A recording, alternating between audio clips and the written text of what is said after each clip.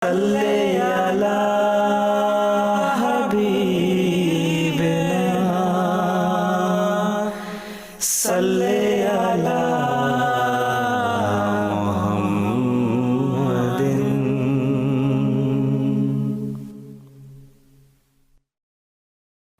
Tuan Rahmat Ali HAOT merupakan seorang mubaligh yang diutus langsung oleh Hazrat Ali Fatul Masih As-Sani radhiyallahu anhu untuk menyebarkan Ahmadiyah di Nusantara. Beliau menginjakan kaki di Nusantara, tepatnya di daerah Tapak Tuan Aceh Selatan pada tahun 1925. Pada tahun 1931, setelah 6 tahun di Sumatera, beliau kemudian tiba di tanah Jawa dan menetap di Jakarta. Tempat kedua di Pulau Jawa yang mendapat karunia atas kunjungan langsung dari Tuan Rahmat Ali adalah Bogor. Sama seperti daerah lainnya, kedatangan Ahmadiyah di Bogor pun dinubuatkan oleh para leluhur mereka. Nah, berkenaan dengan jemaat Bogor ini, ya, pada tahun 1933 kurang lebih, ada amanat dari seorang Kiai Haji Abdurrahman namanya. Beliau asal dari Banten. Ya. Beliau punya murid cukup banyak dan kawan-kawan sepemahaman mengenai ada satu kelompok di Jawa Barat ini, khususnya di Bogor, yaitu ada kelompok tarekat Naqsabandiyah atau Qadariyah, itu sama saja. Nah, beliau seorang tokohnya dan memberikan amanat kepada rekan-rekan dan juga muridnya bahwa tidak akan lama lagi akan ada orang asing ya yang akan membawa kabar dan membawa bergembira ke Indonesia ini tentang kedatangan orang yang dijanjikan, yaitu Imam Mahdi. Dan orangnya disebutkan oleh beliau ciri-cirinya ya. Cirinya itu ya pakai udang-udang, kalau istilah Sunda udang-udang ya, kalau bahasa Pakistannya pagri namanya, berjenggot, sorban lah gitu kan, kalau orang Sunda bilang. Dan beliau mengatakan tidak akan lama itu akan datang ke negeri kita. Nah, kalian harus mencarinya dan menerima beliau itu. Dan setelah Kiai Haji Abdurrahman memberikan amanah ini, tak lama beliau meninggal dunia. Dan ini amanah ini dipegang oleh Kiai Haji Damiri. Kiai Haji Damiri juga sama, juga seorang tokoh tarekat yang punya murid banyak di Jawa Barat ini. Dan suatu ketika pada tahun 1933 lah kurang lebih, itu beliau punya murid yang sedang berjualan di Jakarta ya, di Batavia waktu itu namanya, melihat seseorang sedang ada kumpul-kumpul lah ya. Pas dilihat ada seorang asing ya, yaitu yang pakai udang-udang atau pakai sorban, pagri lah dikatakan, berjenggot. Dilihat ini macam orang India gitu. Memang oleh Kiai Ibrahim dikatakan, saya tidak tahu yang datang yang ini apakah itu akan datang dari Bombay, India atau dari Arab. Itu kata Kiai Ibrahim. Nah, muridnya Kiai Haji Damiri ini yang sedang berjualan di Batavia melihat ada seseorang India ya, yang sedang dirubung-rubung orang lah, ternyata sedang tabligh beliau itu. Biasanya orang India datang ke Indonesia itu yang sifatnya seperti itu, suka memperlihatkan ada sulap namanya, atau ada apa ya, pakai trompet biasanya itu, pakai ular ya, biasanya seperti itulah umumnya waktu itu. Pawang ular. Pawang ular, gitu. Bisa mainkan ular kobra umumnya itu. Tetapi yang dilihat oleh beliau ini bukannya ular yang dipermainkan, tetapi sedang memegang Al-Quran dan juga hadis ya, yang disampaikan pada yang merubung waktu itu, yang ditabligh oleh beliau. Dan akhirnya berita ini disampaikanlah ke Kiai Haji Damiri pulang ke daerah Bogor, namanya satu desa Luisadeng ya. Di sana disampaikan pada Kiai Haji Damiri bahwa ada seorang yang telah yang dikabarkan ya sebelumnya oleh Kiai Haji Abdurrahman. Ciri-cirinya itu sudah pas sekali itu. Kemudian beliau memanggil ya ketiga orang muridnya, yaitu putra beliau sendiri namanya Abdul Muti, ya, kakek saya itu, kemudian Haji Daib dari Cisalada, dan Lurah Atta dari Ciherang. Ya. Ketiganya dipanggil dan suruh mencari atau bertemu dengan Maulana Rahmat Ali radhiyallahu anhu. Kemudian ketemulah di Jakarta dan kurang lebih beberapa hari ketemu beliau dan tinggal bersama Rahmat Ali dan ikut bertablik. Padahal itu belum beat waktu itu. Dan setelah beberapa hari tinggal dengan Rahmat Ali, kemudian kembali melaporkan ke Kiai Jamiri.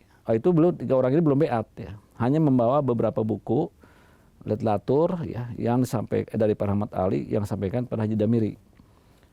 Kata Haji Damiri, saya tidak perlu literatur ini, saya perlu orangnya untuk datang ke sini. Coba ke sana lagi, panggil ke sini katanya. Akhirnya balik lagi ke Batavia, Gang Gerobak ya di Jakarta itu yang sekarang jalan Balikpapan nomor 10 ya. Dan akhirnya Pak Rahmat Ali datanglah ke Luisada yang bertemu dengan Kiai Haji Damiri. Dan bincang-bincang, akhirnya karena sesuai juga dengan kabar-kabar gaib yang ada dalam kitab-kitabnya Kiai Haji Damiri. Dan Kiai Haji Damiri ini beliau belajar Islamnya cukup lama di kota suci Mekah gitu. Dan ternyata bahwa ada nubuatan memang dalam kitab beliau itu yang berbahasa Arab ya. Nah, dicocokkan dan ternyata bahwa benarlah apa yang dinubuatkan dalam kitab itu sudah dikabarkan oleh Pak Rahmat Ali bahwa sudah datang orangnya, yaitu Imam Mahdi Al-Masih yang dijanjikan. Dan akhirnya Haji Damiri mengatakan apa sikap kami kalau memang beliau sudah datang. Pak Rahmat Ali menyampaikan bahwa ini ada amanat Rasulullah, harus baiat kepada beliau. Fa iza ra'aitumuhu fabi'uhu wa hawwan ala salji fa innahu khalifatul mahdi. Itu sabda Rasulullah SAW. Setelah mendengar itu bahwa ini perintah Rasulullah, maka Kiai Haji Damiri memanggil semua putra-putranya dan beberapa murid langsung beat hari itu juga. Minta dibeat dan akhirnya beatlah beberapa orang termasuk kakek saya ya. Pak Haji Daib dan juga istri-istrinya, anak cucunya juga pada beat waktu itu. Dan alhamdulillah, kemudian setelah itu ternyata kabar ini menyebar ya, ke berbagai tempat, terutama di wilayah Bogor dan wilayah Jawa Barat khususnya. Banyak murid-murid yang datang. Nah, beberapa murid di Bogor itu salah satunya Pak Jakaria itu. Pak Jakaria almarhum, beliau salah satu muridnya, juga Pak Yusuf dan lain-lain. Itu juga datang kepada beliau dan dari Ciamis juga, dari Singaparna, dari Garut, dari Cianjur dan dari juga dan dari mana-mana lah, dari Sukabumi ya. Murid-muridnya itu pada datang menanyakan pada beliau mengenai kedatangan Imam Mahdi ini. Beliau menjelaskan saya sudah beat ya, ke namanya utusan dari Kadian India namanya Maulana Rahmat Ali. Silahkan kalian juga bertemu dengan beliau. Akhirnya murid-muridnya ini ketemulah Pak Rahmat Ali, beberapa orang tokoh dari Jawa Barat ini yang murid-murid beliau, dan akhirnya beat juga ke tangan Pak Rahmat Ali. Ya, ada satu yang ikut beat waktu itu yang paling kecil namanya Ibu Neneng almarhum. Itu nenek saya juga. Alhamdulillah bahwa beliau mendengar ketika beat awal ya, karena Haji Damiri ini seorang ulama besar ya, yang tidak menentang sama sekali, tidak debat juga tidak, hanya mendengarkan penjelasan Maulana Ali, kemudian minta beat. Itu juga akhirnya dilihat oleh beliau bahwa Pak Rahmat Ali terharu dan meneteskan air mata, saking terharunya. Seorang ulama besar tanpa perdebatan langsung beat.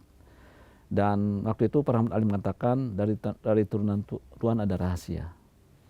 Kemudian beberapa lama setelah itu akan kembali ke Pakistan ya, ke Rabwah ya, beliau akan pulang. Beliau mengatakan insya Allah nanti saya akan kembali ke Indonesia dan akan membuat rumah di Bogor. Ternyata mungkin maksudnya di sini pusat Ahmadiyah akan berdiri di Bogor itu. Walaupun direncanakan sudah ada di mana-mana. Iya, walaupun memang rencananya pusat jemaat ini kan di mana-mana sebelumnya kan beli tanah sana, tanah sini tidak goal juga.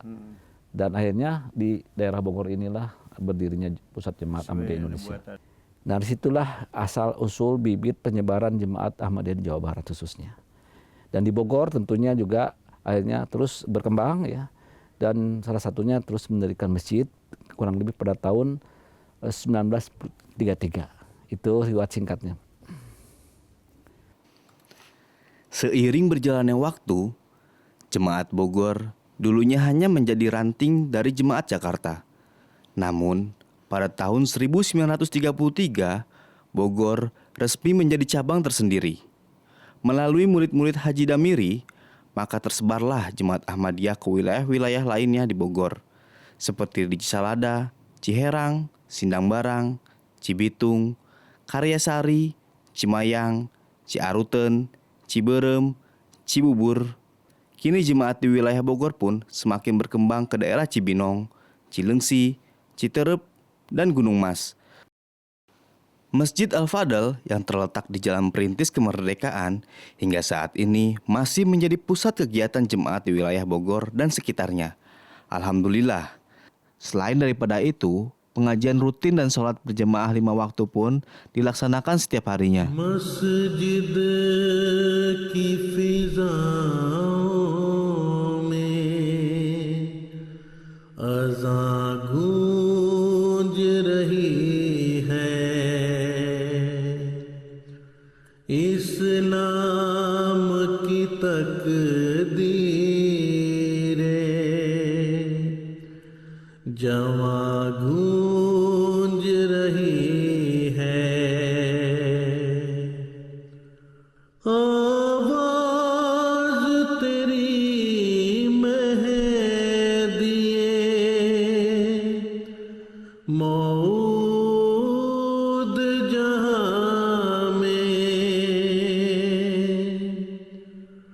सीने में लिए लुत्फ़े बयां गूंज रही है, तस्लीस की हर बज़्म। Perkembangan Bogor, cabang Bogor saat ini, kegiatan-kegiatan pertablegan, kegiatan-kegiatan tarbiyat, kegiatan-kegiatan yang lainnya makin berkembang pesat. Pembangunan pun dibangun, terus jumlah anggota jemaat yang dulunya hanya dihitung sama jari, sekarang sudah sekitar 600 orang. 600 orang dari beberapa kecamatan. Jadi dulu mah hanya di Bogor Barat saja, sekarang sudah berkembang pesat ke 6 kecamatan di Bogor. Oleh kegiatan-kegiatan lainnya pertablegan, untuk sekarang ini kita mengadakan satu program yang dikoordinasikan, yang diatur dikoordinasi oleh cabang. Kita mengadakan forum pertablegan baik Selasa, Sabtu, kadang-kadang akhirnya jadi tiap hari. Sehingga banyak orang yang datang ke sana bertanya, ada apa ini? Akhirnya lingkungan RT RW di Al-Fadl di Kebon Jahe sekarang sudah tidak asing lagi sudah tidak alergi terhadap jemaat, sehingga dengan adanya kegiatan-kegiatan di Bogor ini menjadi perhatian orang. Di mana kegiatan kita ini terus berjalan, hanya pertablegan jalan terus di Bogor ini. Masalah pengajian, masalah pengajian Hudam, Lajnah maupun Ansor terus berjalan. Nah, ini kegiatan-kegiatan inilah yang membuat jemaat ini seperti mesin jalan terus, tidak pernah mati. Dengan kegiatan inilah jemaat akan menjadi ujung tombak kemenangan jemaat, karena tempatnya yang di Bogor ini strategis. Akhirnya kegiatan dari cabang-cabang lain pun suka diadakan di Bogor, baik kegiatan Ansor, Hudam, dan Lajnah, rapat ataupun kegiatan refreshing course ataupun pelatihan dailala, pelatihan masalah wasiat dan sebagainya, ataupun pengorbanan lainnya seperti tahrik jadid dan wakfi jadid, itu pun kita adakan di cabang Bogor. Sehingga kemajuan inilah yang benar-benar membuat kita yakin ini adalah dari Allah Subhanahu wa taala. Contohnya, kalau dulu pengorbanan keuangan itu hanya ratus ribu atau puluhan ribu atau kecil lah. sekarang sudah meningkat besar berkat keikhlasan jemaat Bogor berkorban untuk jemaat Allah Ta'ala ini. Nah inilah pertablegan pun sama, banyak orang yang bertableg. Nah sebetulnya ini cabang Bogor ini kita mau tableg, tadinya sih tidak ada. Ada beberapa tokoh yang mengajarkan untuk supaya kita bertableg.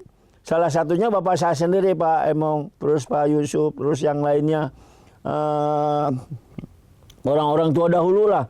Sehingga anak-anaknya, keturunannya di dalam segi pengorbanan juga banyak. Contohnya yang paling menonjol adalah banyaknya orang-orang Padang seperti Marah Mansur, Marah Umar, ataupun yang lainnya.